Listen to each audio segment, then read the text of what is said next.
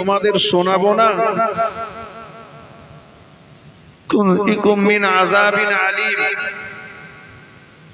মহান আল্লাহ বললেন, যে ব্যবসায় গেলে পরে, যে ব্যবসাটা করলে পরে তোমরা আমি আল্লাহ আমার কঠিন আযাব থেকে নাজাত পেয়ে যাবে। ভাই, দুনিয়াতে আমরা বিবি বাচ্চাদের নিয়ে সুখে শান্তিতে বসবাস করার জন্য বিভিন্ন পন্থায় বিভিন্ন ব্যবসা বাণিজ্যের মাধ্যম দিয়ে টাকা উপার্জন করি, তাই তো নাকি? চাই সেটা হালাল হারাম। দুনিয়াতে আমরা থাকবো কতদিন? রাসূল পাক সাল্লাল্লাহু আলাইহি ওয়াসাল্লাম বলেছেন, আমার উম্মতের হায়াত গড়পড়তায় 60 থেকে 70 বছর।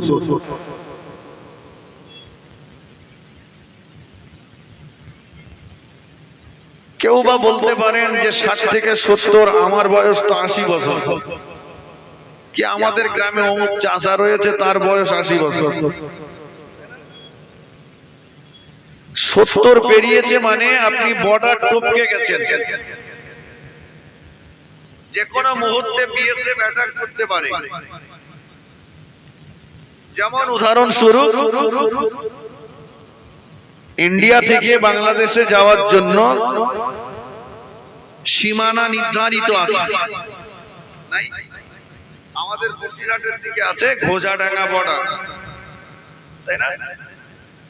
তো যখনই আপনি এই বর্ডারটা টপকাবেন, বর্ডার সিকিউরিটি ফোর্স যারা রয়েছে তারা আপনার কাছে পাসপোর্ট চাইবে। তো সদ্য পিয়ন দিয়ে গিয়েছে, এখনো সে পাসপোর্টটা আপনি খোলেননি, কিছু করেননি। ওই পাসপোর্টটা পিয়নকে দেখালেন, বিএসএফ কে ছেড়ে দেবে না। যে ওই পাসপোর্টের উপরে যে দেশে যাব আমি, সেই দেশের সরকারের একটা অনুমতির দরকার রয়েছে, যেটাকে বলা হয় ভিসা। তো যখনই আপনি বর্ডার টপকেছেন, পাসপোর্ট ভিসা রেডি রাখুন, যে কোনো মুহূর্তে বিএসএফ অ্যাটাক করতে পারে। সকালে কি অনলাইনে পাসপোর্টে ফর্ম ফিল আপ করবেন? না। পাসপোর্টটা হলো আপনি পাক্কা মুসলমান হয়ে যান। শুধু গরু খাওয়া মুসলমান হলে হবে না, নাম মুসলমান হলে হবে না। আপনি মুসলমান হয়ে যান, আর মুসলমানের পাসপোর্টের উপরে ঈমানওয়ালার একটা ভিসা লাগিয়ে নেন। কথা বোঝা যাচ্ছে? দুনিয়া এবং আখিরাতে সমস্ত সাহায্য তো আল্লাহ পাকের পক্ষ থেকে পাবে ঈমানদারেরা, তাই না? জি। আজকে দেখুন, বিশ্ব জুড়ে শুরু হয়েছে মুসলিম নিধন যজ্ঞ। মুসলিম বিদ্বেষীরা উঠে পড়ে লেগেছে। তাদের চিন্তা, গোটা বিশ্বটাকে তারা মুসলিম শূন্য করে দিতে চায়। কথা সত্য না মিথ্যা? এই চরম একটা দুর্দিনে, বড় দুর্ভাগ্যজনক সত্য কথা, সেটা হচ্ছে আমাদের ভিতরে নাই কোনো ইউনিটি, আমাদের ভিতরে নাই সংঘবদ্ধতা, আমাদের ভিতরে নাই মিল মোহাব্বত, আমাদের ভিতরে নাই একতা, স্নেহ, মায়া, মমতা, ভালোবাসা, ত্যাগ, ক্ষমা। আমাদের ভিতরে শুধু বদলা আর প্রতিশোধের আগুন দাও দাও করে চলছে। ঠিক কিনা বলেন? একটা মুসলমান যদি বিপদে পড়ে, আর একটা চেষ্টা করে ও কি করে খেয়াই হবে। একটা যদি উপরে ওঠে, আর একটা ধরে টানে যে ওরে কি করে নিচে নামানো যাবে। কথা বোঝেননি?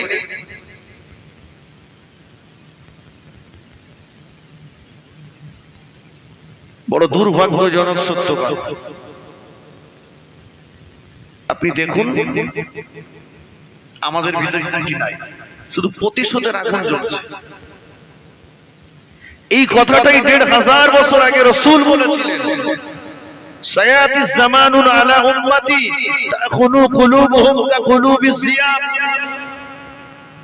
রাসূল বলেছিলেন খুব শীঘ্রই আমার উম্মতের ভিতরে এমন একটা সময় আসবে যে সময়ে মানুষের অন্তরগুলো হবে হিংস্র জন্তুর ন্যায়। সময়টা এসেছে না আসেনি?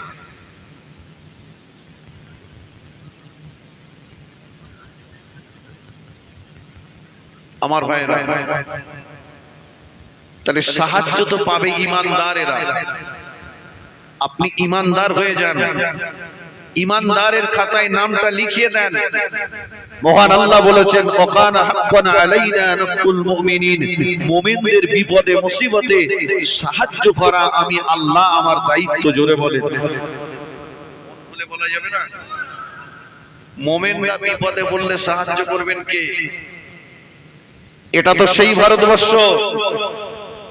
যে ভারতের জমিনে কলেমার ঝান্ডা উত্তোলন করেছিলেন খাজা গরিবে নওয়াজ মঈনুদ্দিন চিশতি আজমিরি রহমাতুল্লাহ আলাইহি।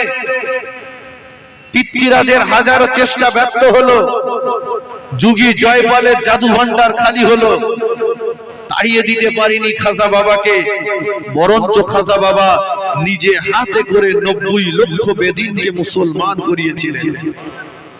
জোরে বলেন, এটা তো সেই ভারতবর্ষ। ধর্মতলার ৫ রাস্তার মোড়ে রসুলে নামা পীর সুফি ফাতে আলী ওয়াইসি রহমাতুল্লাহ আলাইহিকে লক্ষ্য করে ইংরেজ সরকারের পুলিশ কর্মচারীরা 18 রাউন্ড গুলি করেছিল। একটা গুলিও তারা আল্লাহর ওলি সুফি ফাতে আলী ওয়াইসি রহমাতুল্লাহ আলাইহির গায়ে লাগাতে পারেনি। এটা তো সেই ভারতবর্ষ যে ভারতবর্ষে পীর গোরাচাঁদকে চন্দ্রকেতু রাজা বলেছিল, সকাল হতে না হতে দেবালয়ের মন্দিরে লোহার বেড়ার গায়ে চাপার ফুল ফোটাতে হবে, তা না হলে আমাদের দেবতার সামনে তোমাকে বলি দেব। মনে রাখুন, পীর গোরাচাঁদ রাতের অন্ধকারে পার্টি অফিসে যায়নি, এমএলএ এমপির কাছে যায়নি, মেম্বারের কাছে ধর্ণা দেয়নি, 2 রাকাত নামাজ পড়ে আল্লাহকে বলেছিল, গোরাচাঁদকে বেইজ্জতি করিয়ে আপনি যদি খুশি হন আমি 1000 বার বেইজ্জতি হতে রাজি আছি, আর গোরাচাঁদকে বেইজ্জতি করিয়ে আপনি যদি খুশি না হন আল্লাহ আমার ইজ্জত কিভাবে বাঁচবে, এই দায়িত্ব আমি আপনার কুদরতি হাতে তুলে দিলাম। মহান আল্লাহ বললেন, ওমাইয়া তাওয়াক্কাল আলাল্লাহি ফাহুয়া হাসবুহু, যে বা যারা আমি আল্লাহ আমার প্রতি ভরসা করে আমি আল্লাহ তাদের জন্য যথেষ্ট হয়ে যায়। গোরাচাঁদ কে যেন এসে বলছে, দেখো দেখে নিতে বলো রাজা চন্দ্রকেতুকে, ইন্নামা আমরুহু ইজা আরাদা শাইয়ান আইয়াকুলা লাহু কুন ফায়াকুন। যাও চন্দ্রকেতু রাজাকে যে দেখে নিতে বলো, ইন্নামা আমরুহু ইজা আরাদা শাইয়ান, আমার আল্লাহ যখন কোনো কিছুকে করার ইরাদা করেন, ইচ্ছা করেন, আইয়াকুলা লাহু কুন, আমার আল্লাহ শুধু বলেন কুন হয়ে যা, ফায়াকুন, সেটা সঙ্গে সঙ্গে হয়ে যায়। আমার আল্লাহ লোহার বেড়ার গায়ে চাপার ফুল ফুটিয়ে দিলেন। জোরে বলতে পারেন না? আল্লাহ সাহায্য করেছে না করেনি? কথা বলেন। গোটা পৃথিবীর সব শক্তি একদিকে থাকলেও, গোটা পৃথিবীর মুসলিম বিদ্বেষীরা একদিকে থাকলেও আমাদের দিকে কে আছে? জোরে বলেন। আল্লাহর ক্ষমতা বেশি না নরেন্দ্র মোদীর ক্ষমতা বেশি? জোরে বলেন। আল্লাহর ক্ষমতা বেশি। নমরুদের মতো শয়তান যে আল্লাহর সঙ্গে লড়াই করবে, যুদ্ধ করবে বলেছিল, নমরুদের মতো মস্তানটাকে মারতে আল্লাহ বন্দুক, পিস্তল, পাইপ গান কিছুই ব্যবহার করিনি। আল্লাহ সৃষ্টিজীবের ভিতরে ছোট্ট একটা সৃষ্টিজীব, নাম তার মশা, একটা হ্যান্ডিক্যাপ মশা দিয়ে নমরুদের মতো শয়তানটাকে আল্লাহ জাহান্নামে পাঠিয়েছে। ঠিক কিনা বলেন? ফিরআউন তার ক্ষমতার বলে বলেছিল, আনা রাব্বুকুমুল আলা, আমি হলাম বড় খোদা। ফিরআউনের মতো খোদাটাকে আল্লাহ নীল নদে চুবিয়ে চুবিয়ে মেরেছে। আমরা তো সেই আল্লাহর ইবাদত করি নাকি? কথা বলেন। নামটা শুধু মুমিনের তালিকায় লেখাও। পৃথিবীর সব শক্তি একদিক, বদরের ময়দানে রাসূলুল্লাহ নিয়ে গিয়েছিলেন 312 জন, রাসূলকে নিয়ে 313। জানেন বদরের ময়দানে রাসূলুল্লাহ যাদেরকে নিয়ে গিয়েছিলেন এদের সওয়ারি খুব ভালো ছিল না, লড়াই করবার মতো অস্ত্র শস্ত্র এদের ভালো ছিল না, এদের পেটে ক্ষুধার যন্ত্রণা ছিল। বদরের ময়দানের একটা দিক এঁটেল মাটি আর একটা দিক বালি মাটি। আবু জাহাল্লা এঁটেল মাটির দিকটা দখল করেছে, বালির ঢিবাটা রাসূলের সাহাবীদের জন্য। তলোয়ার চালাতে গেলে পায়ের তলার মাটি শক্ত হওয়া দরকার, বালির ঢিবাতে পা দিলে পা ধসে যাবে, শক্ত মাটি তো ওদের দখলে। জি, বদরের ময়দানে একটা পানির কুয়া ছিল, পানির কুয়াটাও আবু জাহালদের দখলে। তাহলে সমস্ত সুবিধা কাদের দিকে? এই জোরে বলেন। আবু জাহেলের দিকে সব সুবিধা কাফেরদের দিকে। রাসূল পাক সাল্লাল্লাহু আলাইহি ওয়াসাল্লাম বদরের ময়দানে সিজদায় পড়ে গেলেন। আল্লাহ, আপনি যদি চান আল্লাহ বলা মানুষ দুনিয়া থেকে সব শেষ হয়ে যাক, আপনার সিদ্ধান্তের বাইরে আমার কিছুই বলার নেই। আল্লাহ, আপনি যদি চান আপনাকে আল্লাহ বলে ডাকবার মানুষ, আপনি যদি চান আপনাকে সিজদা দেওয়ার মানুষ দুনিয়াতে জিন্দা থাক, বদরের ময়দানে জয়ের টুপিটা আপনি আপনার হাবিবের মাথায় পরিয়ে দেবেন। কালকে বদরের ময়দানে লড়াই শুরু হবে, আজকে রাত্রে বেলা মুষলধারে শুরু হয়েছে পানি। সুবহানাল্লাহ। আল্লাহ রাসূল বললেন, সাহাবীরা, আবু জাহাল বদরের কুয়া দখল করেছে, আমার আল্লাহর রহমতের কুয়া তোমাদের জন্য খুলে দিয়েছে। জোরে বলে, তোমরা পানি মজুদ করো। আর ওরা এঁটেল মাটির দিকটা বেছে নিয়েছিল, পানি পড়েছে, কাদা হয়েছে, স্লিপ হয়েছে, পা দিলে পা দাঁড়ায় না, বালিতে পানি পড়েছে, বালি জ্যাম হয়েছে। আল্লাহ নবী সাহাবীদের কদমকে মজবুত করে দিলেন। জোরে বলুন। একদিকে সাহাবীরা, অপর দিকে আল্লাহ পাঠিয়ে দিলেন 5000 ফেরেশতা। খুদ জিবরিল আমিন আলাইহিস সালাম বদরের ময়দানে নেমে পড়লেন। বীর বিক্রমে লড়াই হলো, 70টা কাফেরকে টেনে এনে মসজিদে নববীর খুঁটিতে বেঁধে ফেললো। জোরে বলুন। আল্লাহর সাহায্য পাওয়া গেছে না যায়নি বাবা? কিন্তু আমরা আমাদের নামটাকে মুমিনের তালিকায় লেখাতে পারি। তাহলে দুনিয়াতে মুমিনের জন্য আল্লাহর সাহায্য, আর কবরে, আসরে, নাসরে, সিরাতে, মিজানে, ফুলসিরাতে সাহায্য পাবে কারা? মুমিন, ঈমানদার। আজকে আমরা যে সবরেসানি করতে বসেছি, সওয়াব পাঠাতে বসেছি মৃত ঈমানদার নরনারীদের, মৃত ঈমানদার নরনারীদের। আমাদের এই পাঠানো সওয়াব যার কবরে পাঠাবো, যার রুহে পাঠাবো, সে রূহ, সে যদি ঈমান নিয়ে এক যাররা পরিমাণ হলেও ঈমান নিয়ে যদি মরতে না পারে, তো আমাদের পাঠানো সওয়াবে কবরে তার মারি বন্ধ হবে না। ঈমান নিয়ে যেতে হবে, ঈমান নিয়ে থাকতে হবে। আসুন, থাকবো কতদিন বলেছিলাম? 60 থেকে 70। এরপরে রাসূল পাক সাল্লাল্লাহু আলাইহি ওয়াসাল্লাম বলছেন, আন-নাওমু আখুন মাউত, ঘুম হলো মরণের ভাই। ঘুম হলো মরণের ভাই। এতটুকু সময় দুনিয়াতে বাঁচবো, এর জন্য যদি এত পন্থায় টাকা উপার্জন করতে হয়, এর জন্য যদি লটারির টিকিট কাটতে হয়, এর জন্য যদি টাকা সুদে কাটাতে হয়, এর জন্য যদি ছেলে বিয়ে দিয়ে 15 টাকা নিতে হয়, এর জন্য যদি গ্রুপ লোন করতে হয়, আখিরাতের জিন্দেগি কত বড়, সেখানে কতদিন থাকবো, সেখানকার জন্য কতটা নেকি কামাই করেছি, এটাই হচ্ছে ওয়াজ। দুনিয়াতে এই সময়টা থাকবো, এর জন্য যদি এতটা টাকা উপার্জন করতে হয়, আখিরাতে তো নেকি লাগবে, সেখানকার জন্য কতটা নেকি উপার্জন হয়েছে, কত বড়। ইমাম গাজ্জালী লিখছেন, আসমান জমিন সরিষা দিয়ে ভর্তি করে দেওয়া হবে। গোটা পৃথিবী আসমান জমিন যদি সরিষা দিয়ে ভর্তি করে দেওয়া হয়, কত শস্য লাগবে? দুই এক মনে হয় আল্লাহ পাকের আরশে আজিম থেকে একটা সবুজ রঙের পাখি দুনিয়ার জমিনে আসবে। পাখিটার আসতে সময় লাগবে ৭০,০০০ বছর।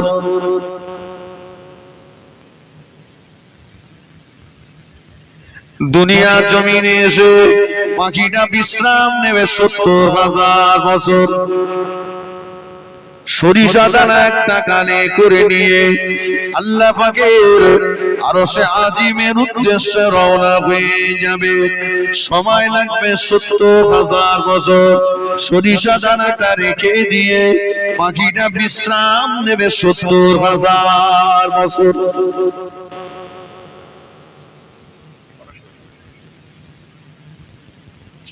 দানা গেছে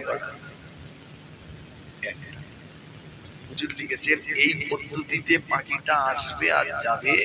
আসমান জমিনে যত সরিষা দানা আছে সবগুলো বয়ে নিয়ে যেতে পাখিটার যতটা না সময় লাগবে এর চাইতে হাজার হাজার গুণে বেশি বড় আখিরাতে যেতে। অনন্তকাল, অনন্তকাল যেখানে অনন্তকাল থাকবো সেখানকার জন্য কতটা সময় করেছি। ও আমার বান্দা বান্দিরা, ব্যবসা করো তুমিনুনা বিল্লাহ, তোমরা বিশ্বাস করো হায়াতের মালিক আমি আল্লাহ, মউতের মালিক আমি আল্লাহ। তোমরা বিশ্বাস করো রোগ দেওয়ার মালিক আল্লাহ, রোগ থেকে শিফা দেওয়ার মালিক আমি আল্লাহ। তোমরা বিশ্বাস করো রুজির মালিক আমি আল্লাহ, বেরুজির মালিক আল্লাহ। তোমরা বিশ্বাস করো সন্তান দেওয়ার মালিক আল্লাহ, সন্তান কেড়ে নেওয়ার মালিক আল্লাহ, ইজ্জতের মালিক আল্লাহ, বেইজ্জতির মালিক আমি আল্লাহ।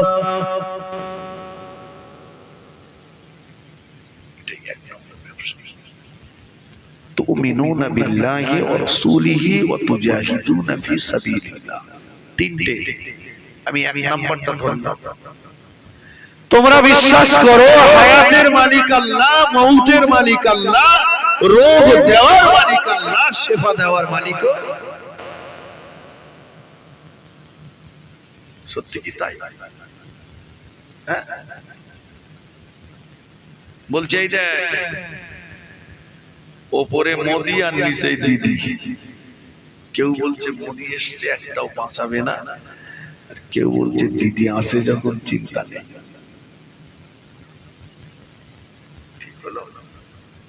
মারার মালিক জোরে বলেন, বাঁচানোর মালিক। এখানে কি বললাম? দেওয়ালে লিখেছে বাঁচার প্রতীক। বাঁচতে যদি চাও এ দিলাম। যে টোটো চালাচ্ছে টোটো গাড়ির পিছনে লিখেছে শীত গ্রীষ্ম বর্ষা টোটো গাড়ি ভরসা।